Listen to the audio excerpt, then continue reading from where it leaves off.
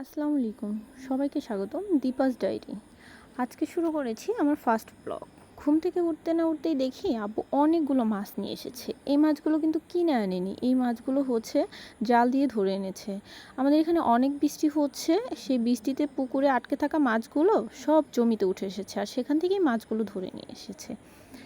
আম্মু মাছ কাটতে বসে গিয়েছে, তখনই লক্ষ্য করলাম আমাদের বাসার মাউসি, মানে হচ্ছে ওটা বিড়ালের নাম, মাউসিটা হচ্ছে উঁকি মেরে মেরে দেখছিল আমার আম্মুর মাছ কাটা, আর মনে হয় ও মাছের দিকে নজর দিচ্ছিল। আমি আবার ওকে একটু ডাকছিলাম, তখনও সাড়া দিচ্ছিল। তো মাছ কাটার এক পর্যায়ে শেষের দিকে মাছগুলোকে কিন্তু আমিই ধুয়েছিলাম।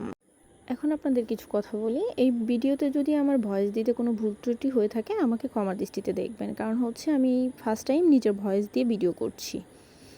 যাই হোক, ফিরে আসি ভিডিওতে। মাছগুলো ধুয়ে পরিষ্কার করে ধুয়ে নিয়ে আম্মুকে দিয়ে দিয়েছিলাম। আমি একটু রুমে গিয়েছিলাম, এসে দেখি আম্মু মাছগুলোকে মশলা দিয়ে মাখিয়ে ফেলেছে। তারপরে হচ্ছে তেল দিয়ে পেঁয়াজ কুচি দিয়ে ফোড়ন দিয়ে সেটার মধ্যে মাছগুলো ছেড়ে দিবে। মাছগুলোকে ভালোভাবে নেড়ে চেড়ে কষিয়ে নিবে, বারবার নাড়তে হবে যাতে মাছগুলোকে নিচে লেগে না যায়।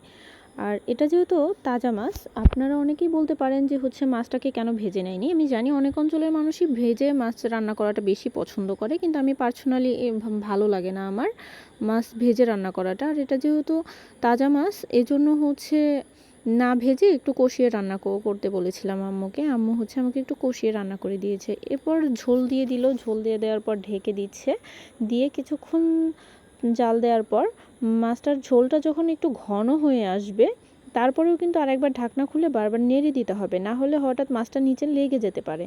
যাই হোক, এইটা ফাইনাল লুক। আমার ভিডিওটা কেমন হয়েছে অবশ্যই কমেন্টসে জানাবেন। ধন্যবাদ সবাইকে।